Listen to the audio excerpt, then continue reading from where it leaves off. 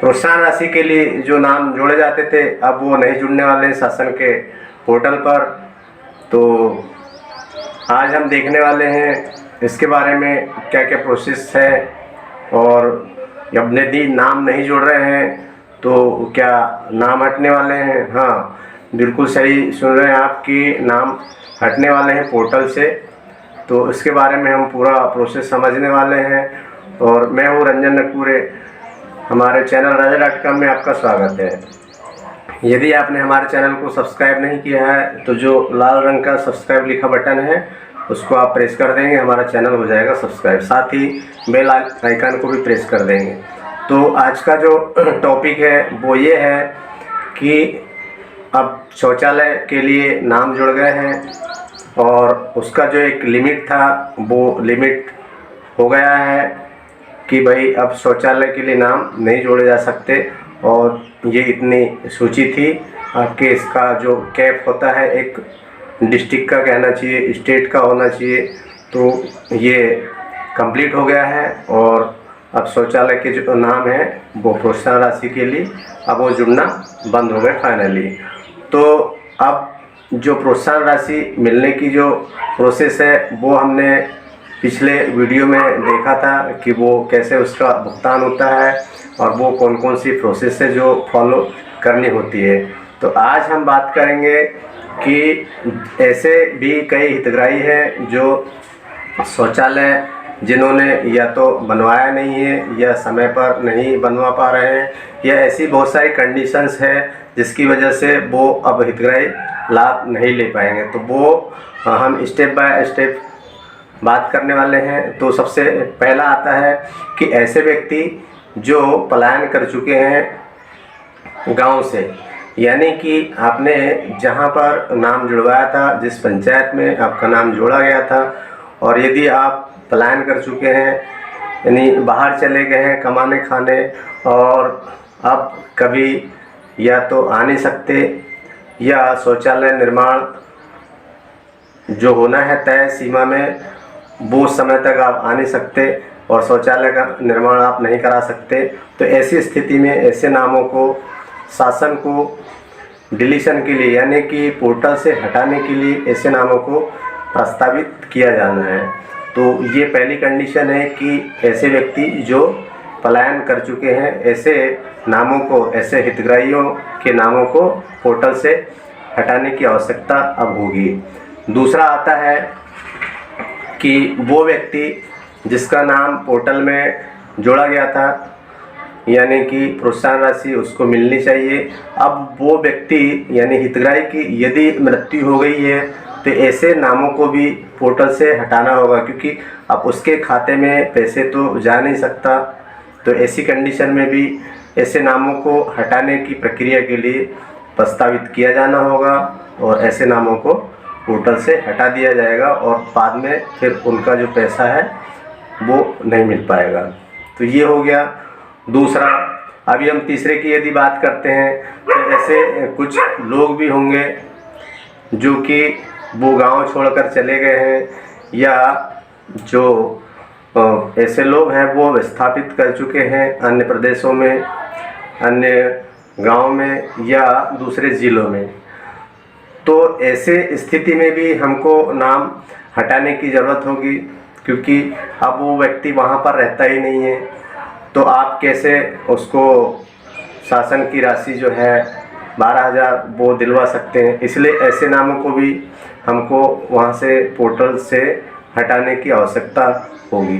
तो ये तीसरे प्रकार की स्थिति बनती है। इसमें चौथा है कि ऐसे व्यक्ति या ऐसे हितग्राही अब जो शौचालय बनवाना ही नहीं चाहते, फिर उनको जोर ज़बरदस्ती भी नहीं कर सकते, यानी कि अब हमको बनाना है अपने हिसाब से।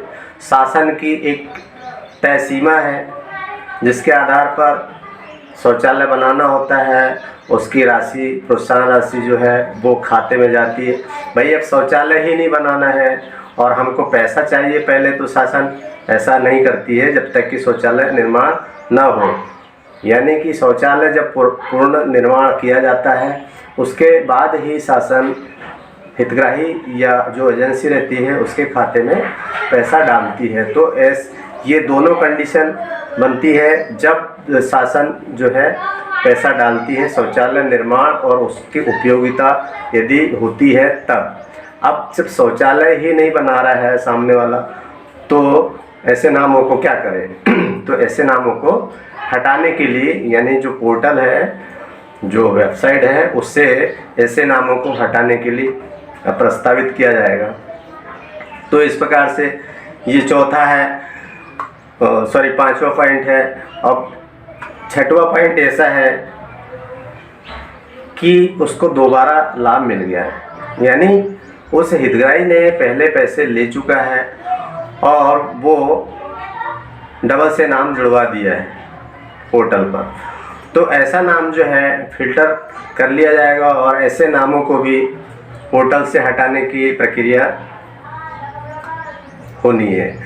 तो ध्यान ये रखना है कि ऐसे नाम जिन्होंने, जो हितग्राही है पहले शासन की योजना जो है स्वच्छ भारत मिशन, उसके अंतर्गत पैसा ले चुके हैं, तो ऐसे हितग्राहियों को पोर्टल से हटाना होगा, उसकी कार्रवाई हमको करनी होगी ताकि उसको दोहरा भुगतान नहीं किया जा सके शासन के द्वारा।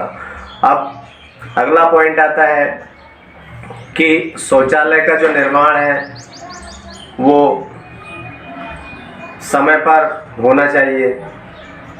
तो समय पर निर्माण होने के लिए भाई उसके पास में तय सीमा में निर्माण यदि करना है तो या तो वो खुद बना ले या बोल दे कि पंचायत बनाए।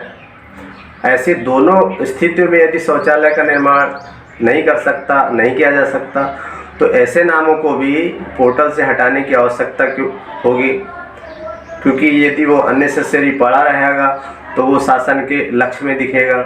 तो इसलिए शौचालय का निर्माण जो है तय सीमा में यदि नहीं किया जाता है संबंधित के द्वारा तो ऐसे नामों को भी पोर्टल से रिमूव कर दिया जाएगा, हटा दिया जाएगा।